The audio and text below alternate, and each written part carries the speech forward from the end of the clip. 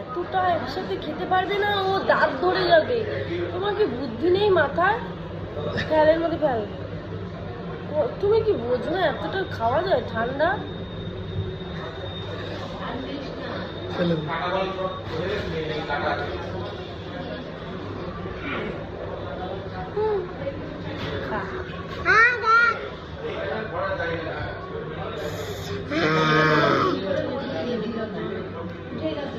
কোনো আইসক্রিমটা টেস্ট আছে না?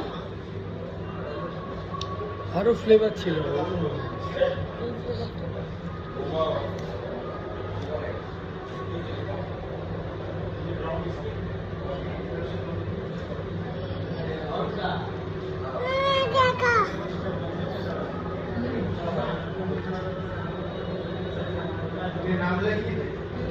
নাও নাও।